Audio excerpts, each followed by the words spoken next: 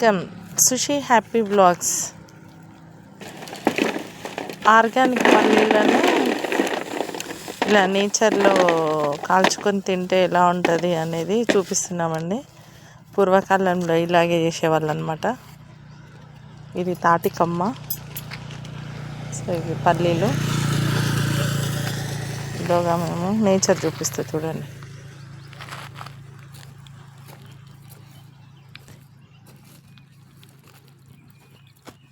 ఇది మోదుగు చెట్టు. మోదుగు చెట్టే కదా, మోదుగు చెట్టు.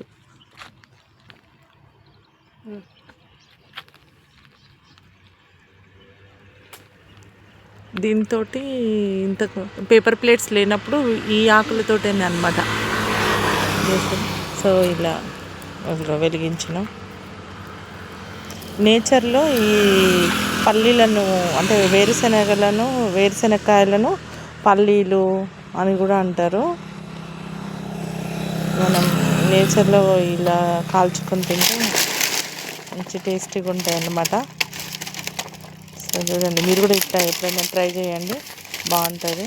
హాలిడే అలా ఉన్నదనుకోండి, మనం మామూలుగా గ్యాస్ పొయ్యి మీద ఫ్రై చేసిన దానికి ఇలా మంచిగా అంటే కాల్చుకున్న దానికి చాలా డిఫరెంట్ ఉంటుంది అన్నమాట. సో ఈ పచ్చిపల్లీలు కర్ర ఉంటే బాగుంటుండే. మేము ఇలా రోడ్డు పక్కనే ఒక మా పంట పొలం దగ్గర వేసినాం అనమాట.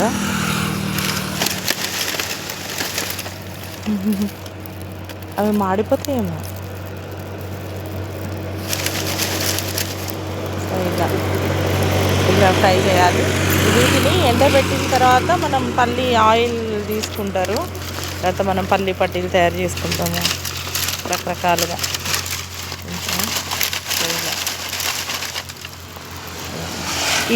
ఇట్లా కాల్చినాం అనుకోండి, మంచిగా లోపల మంచిగా ఉడికిపోతాయి అన్నమాట.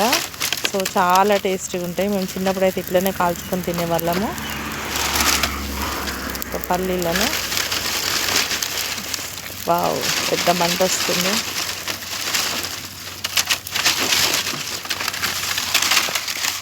చాలా మంచిగా ఉంటుండేది.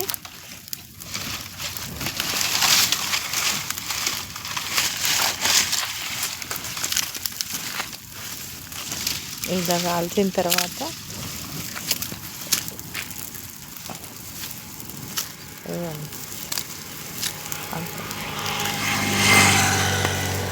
మేము దీని చుట్టూ ఇట్లా రౌండ్గా కూర్చొని పిల్లలమందరం ఇలాగే తినేవాళ్ళం అనమాట. ఇక్కడనే కూర్చొని భలే టేస్ట్గా ఉంటాయి ఈ పచ్చికాయలు ఇలా కాల్చుకొని తింటే. సో మీరు ఇట్లా ట్రై చేయండి. ఫైనల్గా ఎట్లా అయినాయో చూద్దాం. ఇట్లా మంచిగా బాగుంటాయి, చాలా టేస్ట్గా ఉంటాయి. తాటికమ్మ పైన కాల్చితేనే బాగుంటుంది. అరే వేడి మొత్తం అయిపోయినాక పడేయాల్సి ఉంటుంది. 2-3 తీస్తే బాగుంటుందేమో. చూద్దాం ఎలా బాయిల్డ్ అయినాయి.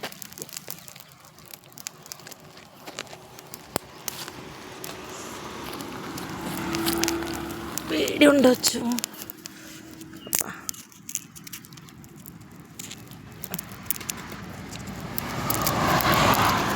ఇలా అయినాయి.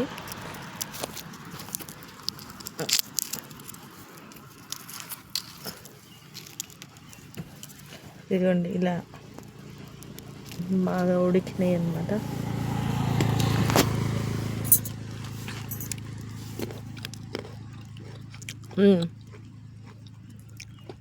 టేస్టీగా ఉన్నాయి. సో మీరు కూడా ఇలా ట్రై చేయండి,